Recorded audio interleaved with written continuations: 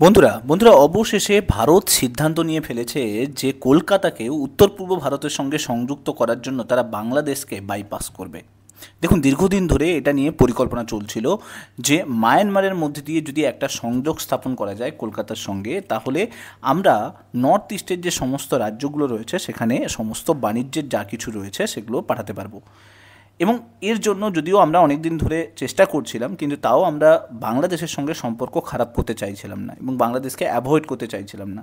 ভারতের ইচ্ছে ছিল যদি বাংলাদেশের হয়ে পণ্য যাতায়াত হয়, মানে বাংলাদেশের মধ্যে দিয়ে যদি পণ্য যাতায়াত হয়, সেটা উভয় দেশের পক্ষে লাভজনক হবে। এবং সেটা হোক রিভার পথে হোক অথবা সড়ক পথে হোক, যেটা দিয়েই যাক না কেন, দুটো দেশই লাভবান হবে। কিন্তু বর্তমান সময়ে বাংলাদেশ কার্যত একটা পাকিস্তানে পরিণত হয়েছে। যে দেশকে আমরা পাকিস্তানের থেকে স্বাধীনতা করেছিলাম, স্বাধীনতা এনে দিয়েছিলাম, আজকে সেই দেশ পাকিস্তানের মতো আচরণ করছে। এই নিয়ে বিভিন্ন সংবাদপত্রে প্রতিবেদন প্রকাশিত হয়েছে, আপনারা এখানে দেখতেই পাচ্ছেন। How India is fast tracking road two bypass Bangladesh after Yunus chicken neck remark. আপনারা এই সমস্ত রিলেটেড অনেক কিছু প্রতিবেদন কিন্তু দেখতে পাবেন বিভিন্ন নিউজ পেপারে। চলুন আজকে এই ভিডিওটার মাধ্যমে আমি ডিটেলসে আপনাদের সঙ্গে শেয়ার করব যে কিভাবে ভারত বাংলাদেশকে উপেক্ষা করে নর্থ ইস্টের রাজ্যগুলোর সঙ্গে সংযোগ স্থাপনের চেষ্টা করছে। সমস্ত কিছু ডিটেলস এই ভিডিওটার মধ্যে থাকবে। ভিডিওটা ভালো লাগলে লাইক করে দেবেন, চ্যানেলটাতে নতুন হয়ে থাকলে সাবস্ক্রাইব করে নেবেন এবং মাস্ট এই ভিডিওগুলোকে শেয়ার করতে ভুলবেন না। বন্ধুরা, ভারত এখন স্থির করেছে যে উত্তর পূর্ব ভারতের যে রাজ্যগুলো রয়েছে তার সঙ্গে যোগাযোগ বাড়াতে হলে বাংলাদেশের ওপর নির্ভর করা আর যাবে না, বরং বিকল্প পথ হিসেবে মায়ানমারের ওপর দিয়ে সড়কপথ বা জলপথের মাধ্যমে ব্যবস্থা করা শুরু করতে হবে। এখানে যে বিষয়টা গুরুত্বপূর্ণ তা হলো শিলিগুড়ি করিডোর। আপনারা যদি শিলিগুড়ি করিডোরকে দেখেন তাহলে আপনারা বুঝতে পারবেন যে এটা মাত্র 22 কিলোমিটার প্রশস্ত এবং খুবই ভঙ্গুর। এবং ভাবুন, যদি পরবর্তীকালে আমাদের সঙ্গে বাংলাদেশের কোনো সম্পর্কের খারাপ হয় বা চীনের সঙ্গে কোনো যুদ্ধ পরিস্থিতি তৈরি হয়, তাহলে কিন্তু এই শিলিগুড়ি করিডোরের কারণে অনেক বেশি সমস্যা আসতে পারে নর্থ ইস্টের রাজ্যগুলোর মধ্যে। এছাড়াও বর্তমান সময়ে আমরা যদি দেখি এই 22 কিলোমিটার রাস্তা, এই 22 কিলোমিটার প্রশস্ত চওড়া রাস্তা বিভিন্ন সময় প্রাকৃতিক দুর্যোগ বা যানজটের কারণে বিভিন্ন সময় এই করিডোরকে ব্যবহার করা যায় না। আর এর কারণেই আমাদেরকে বাংলাদেশের ওপরে ভরসা করতে হয়। তার জন্য বাংলাদেশে এখন যেহেতু বর্তমান পরিস্থিতি খুবই খারাপ আছে, আর পরবর্তীকালে বাংলাদেশ হতেও পারে আমাদের সম্পর্ক ভালো নাও থাকতে পারে, তাই আমাদেরকে একটা বিকল্প কার্যকর রুট আমাদেরকে দেখতে হবে। এখানে প্রথম প্রশ্ন হচ্ছে, বাংলাদেশকে আমরা বাইপাস যেটা করছি সেটা কেন করছি? দেখুন, পশ্চিমবঙ্গ থেকে ত্রিপুরা যাওয়ার জন্য বাংলাদেশের হয়ে যাওয়াটা স্বাভাবিক ব্যাপার, কারণ ওটা ছোট রাস্তা, অনেকটা কম সময় পড়বে। কিন্তু এখন কি হচ্ছে, বাংলাদেশের ভেতরে রাজনৈতিক যে উত্তেজনা সেটা কিন্তু চরম পর্যায়ে রয়েছে। এবং তাছাড়াও বাংলাদেশ কি করছে, চীনের সঙ্গে আস্তে আস্তে ঘনিষ্ঠতা বাড়াচ্ছে। এবং বাংলাদেশের যে এই মুহূর্তে অ্যাক্টিং প্রাইম মিনিস্টার রয়েছেন ইউনুস, তিনি কিন্তু বহুবার চায়নাতে গিয়েও বিবৃতি দিয়েছেন ভারতের বিরুদ্ধে, বিভিন্ন বিদ্বেষমূলক বিবৃতি কিন্তু দিয়েছেন। এবং তিনি বলেছেন যে ভারত একটা ল্যান্ডলক হচ্ছে নর্থ ইস্টার্ন স্টেটগুলো রয়েছে সেগুলো সবই বাংলাদেশের ওপরেই নির্ভর করে রয়েছে। তো আমরা চাইলে অনেক কিছু করতে পারি, আমরা চাইলে এই যে করিডোর আছে সেই করিডোরকে আলাদা করতে পারি। এবং আপনারা জানেন যে বাংলাদেশের মধ্যে দিয়ে ভারতের যে পণ্য পরিবহন যেটা হতো, তার ওপরে বাংলাদেশ বিভিন্নভাবে বিভিন্ন ধরনের এক্সট্রা ফি কিন্তু চাপিয়েছে। রপ্তানি পণ্যের ওপরে প্রচুর পরিমাণে শুল্ক আরোপ করেছে। এবং বাংলাদেশে যদি দেখেন, বাংলাদেশে ধীরে ধীরে চীনের যে প্রভাব সেটা কিন্তু ক্রমশ বাড়ছে। শেখ হাসিনা যখন ছিল, শেখ হাসিনা কী করেছিলেন, চীনের সঙ্গেও সম্পর্ক ভালো রেখেছিলেন, ভারতের সঙ্গেও সম্পর্ক ভারসাম্য রেখেছিলেন, ভারসাম্য বজায় রেখে কিন্তু তিনি সরকার চালাতেন। কিন্তু এখন আছে মোহাম্মদ ইউনুসের সরকার, আর মোহাম্মদ ইউনুস বাংলাদেশের হয়ে বেশিরভাগটাই যেন চীনের দিকে বেশি ঝুঁকে রয়েছে। তাই আমাদেরকে বিকল্প পথ কিন্তু খুঁজতে হবে। এখন প্রশ্ন হলো, বিকল্প পথ কোথায়? দেখুন, ভারত অনেক দিন ধরে এই বিকল্প পথের খোঁজার চেষ্টা করছিল। আমরা যদি দেখেন, অনেকগুলো বিকল্প পথ এই মুহূর্তে তৈরি করে ফেলেছি। যেরকম কলকাতা থেকে ডাইরেক্টলি মায়ানমার পর্যন্ত আমরা জলপথ তৈরি করে ফেলেছি, দু জায়গাতে দুটো পোর্ট তৈরি করেছি। কলকাতা পোর্ট থেকে সিতোয়ার, এই যে সিতোয়ে যে পোর্টটা রয়েছে মায়ানমারে, সেই পোর্টের টোটাল লেন্থ যদি দেখেন সেটা প্রায় 539 কিলোমিটার। এবার সিতোয়ে থেকে ডাইরেক্টলি পোলেতোয়া, অর্থাৎ যেখানে কালাদান রিভার রয়েছে, সেই রিভারের পথে পোলেতোয়া পর্যন্ত যাওয়া যাবে, যেটা প্রায় 158 কিলোমিটার রয়েছে।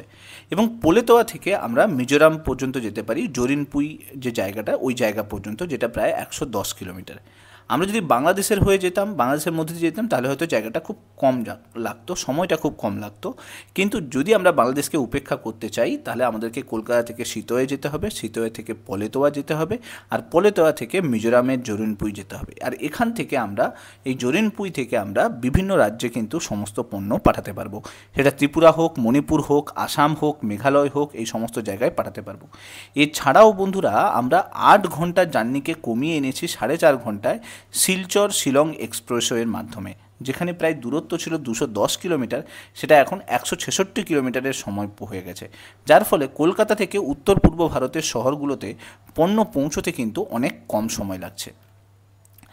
এখন প্রশ্ন হলো যে এই যে জায়গাগুলোর কথা বলছি, সিতোয়ে বলুন বা জোরিনপুই বলুন, এই যে রাস্তা, সেটা বর্তমান সিচুয়েশান কী আছে, সেগুলো কি কমপ্লিট হয়ে গেছে?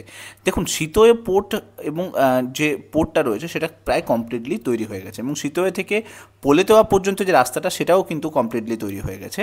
শুধু পলেতোয়া থেকে জোরিনপুই যে 110 কিলোমিটার যে রাস্তা রয়েছে, সেই রাস্তা এখনও পর্যন্ত কমপ্লিট হয়নি, সেটা নির্মাণের শেষ পর্যায়ে রয়েছে। খুব তাড়াতাড়ি ওটাও কমপ্লিট হয়ে যাবে। একবার এটা সম্পূর্ণ হয়ে গেলে, মানে এটা তৈরি হয়ে গেলে, নতুন করিডোরে কিন্তু পণ্য চলাচল শুরু হয়ে যাবে। এবার সুবিধাগুলো দেখে নিই। যদি বাংলাদেশের মধ্যে দিয়ে না গিয়ে আমরা যদি মায়ানমারের মধ্যে দিয়ে যাই, তাহলে আমাদের কী কী সুবিধা হবে? দেখুন, প্রথম কথা, আমাদের স্ট্র্যাটেজিক ডিপেন্ডেন্সি যে বাংলাদেশের উপরে রয়েছে, সেটা কিন্তু পুরোটাই চলে যাবে। বাংলাদেশের উপরে আমাদেরকে ডিপেন্ডেন্ট হতে হবে না, 1 নম্বর। 2 নম্বর হচ্ছে, আমরা শিলিগুড়ি করিডোরের উপরে নির্ভরতা কমাবো, কারণ আমরা মায়ানমারের মধ্যে দিয়ে গেলে শিলিগুড়ি করিডোরের প্রয়োজনীয়তা কমবে। এর ফলে ভবিষ্যতে যদি কখনও চীনের সঙ্গে যুদ্ধ হয় বা বাংলাদেশের সঙ্গে যুদ্ধ হয়, তাহলে কিন্তু আমরা এই শিলিগুড়ি করিডোরকে সেই সময় ইউজ করব না। আমরা মায়ানমারের মধ্যে দিয়ে সেই রাস্তা তৈরি করে ফেলেছি অলরেডি। থার্ড হচ্ছে, আমাদের যে পরিবহনের যে সময়, সেটা 50% কমে যাবে, কারণ আমাদের এক্সপ্রেসওয়ে তৈরি হয়ে রয়েছে, জলপথের মাধ্যমে আমরা ট্রান্সফার করব। তো সেক্ষেত্রে যানজট হওয়ার চান্স খুব কমে যাবে। তো যার কারণে আমরা পরিবহনের যে টাইম, সেই টাইম প্রায় 50% কমিয়ে আনবো।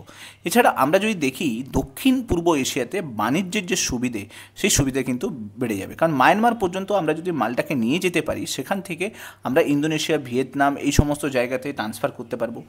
এছাড়া আমরা যদি নর্থ ইস্টের উন্নয়নের ব্যাপারে দেখি, তাহলে দেখতে পাবো যে যদি আমরা মায়ানমারের মধ্যে দিয়ে সমস্ত জিনিসপত্র নিয়ে যাই, তাহলে মিজোরাম, মণিপুর, ত্রিপুরা, আসাম, এই সমস্ত জায়গায় ডোমেস্টিক ডেভেলপমেন্ট আসবে এবং অর্থনৈতিক একীকরণ ঘটবে। ধীরে ধীরে এই সমস্ত জায়গার গ্রোথ আসবে। এবার এই সমস্ত করতে গিয়ে, মানে বাংলাদেশকে বাইপাস করতে গিয়ে, আমাদেরকে অনেকগুলো চ্যালেঞ্জের সামনাসামনিও হতে হবে। যেরকম মায়ানমারে আপনারা জানেন যে রাখাইন প্রভিন্স রয়েছে এবং চীনেরও কিছুটা জায়গা রয়েছে, আর সেই সমস্ত জায়গাতে অলরেডি বিদ্রোহ চলছে। তো যার কারণে হতে পারে অনেক সময় সিকিউরিটি একটা ইস্যু কিন্তু আসতে পারে। এছাড়া আমরা যদি দেখি, এখনও পর্যন্ত 110 কিলোমিটারের যে সড়কপথ, সেটা এখনও পর্যন্ত কমপ্লিট হয়নি, কারণ এখানে ফান্ডিংয়ের সমস্যা আছে, ঠিকমতো করে ফান্ডিং পাওয়া যাচ্ছে না। তো এই রাস্তা যতক্ষণ না কমপ্লিট হচ্ছে, ততক্ষণ পর্যন্ত এই পুরো করিডোর কমপ্লিট হবে না। আর এই রাস্তা তৈরি করতে গেলে এখানকার যে সড়কপথের যে টেরেন রয়েছে, মানে পুরোটাই পাহাড়ি এরিয়া, তো রাস্তা তৈরি করতেও অনেক বেশি সময় লাগছে। 3 নম্বর হচ্ছে, 2021 সালে আপনারা জানেন যে মায়ানমারে সেনা অভ্যুত্থান হয়েছিল। তারপর থেকে মায়ানমারে সম্পূর্ণ সরকার সেনারাই চালাচ্ছে। তো যে কোনো সময় বিশৃঙ্খলা এখানে প্রায় চলতে থাকে। এছাড়া এই সমস্ত এরিয়াতে প্রাকৃতিক দুর্যোগের পরিমাণও যথেষ্ট বেশি। যার কারণে সড়ক পথে যে কোনো জিনিসকে বয়ে নিয়ে যাওয়া যথেষ্ট চাপের হয়। তো এই সমস্ত চ্যালেঞ্জ তো রয়েছে। কিন্তু আপনারা যদি দেখেন, তাহলে ভারতের এই মুহূর্তে যে পদক্ষেপ বাংলাদেশকে বাইপাস করার, এটা কিন্তু গেম চেঞ্জিং একটা স্ট্র্যাটেজিক ডিসিশন। কারণ আপনারা জানেন যে বাংলাদেশকে যদি আমরা অ্যাভয়েড করতে পারি, তাহলে আমরা চীনকেও অ্যাভয়েড করতে পারবো। চীনের যে ক্রমবর্ধমান প্রভাব বিস্তার করছে বাংলাদেশের উপরে, এবং বাংলাদেশের যেভাবে রাজনৈতিক অস্থিরতা দেখা দিচ্ছে, তো ভারতের উচিত এই মুহূর্তে দাঁড়িয়ে নিজস্ব বিকল্প পথকে নিশ্চিত করা। আর সেটা ভারত অনেকখানি মায়ানমারের মধ্যে দিয়ে করে উঠতে পেরেছে। তাই এই যে করিডোর, এই করিডোর শুধু একটা রাস্তা বা নদীপথ নয়, এটা ভারতের যদি দেখি একটা লাইফ লাইন বলতে পারেন, ভারতের একটা ইকোনমিক ক্যাটালিস্ট হিসেবে কাজ করবে এবং ভারতকে অনেক বেশি সেলফ রিলায়েন্স হিসেবে থাকতে সাহায্য করবে, এবং অর্থনৈতিকভাবে অনেক বেশি কিন্তু আমরা সুবিধে পাবো। তো আশা করছি আপনারা বুঝতে পারলেন বাংলাদেশকে বাইপাস করা কেন দরকার আছে, কিভাবে ভারত বাংলাদেশকে বাইপাস করছে। ভিডিওটা ভালো লাগলে মাস্ট লাইক করে দেবেন, চ্যানেলটাতে নতুন হয়ে থাকলে মাস্ট সাবস্ক্রাইব করে দেবেন, এবং মাস্ট এই ভিডিওগুলোকে শেয়ার করতে ভুলবেন না। Thank you so much. Next ভিডিওতে আপনাদের সঙ্গে আবার দেখা হচ্ছে। Till then, bye by.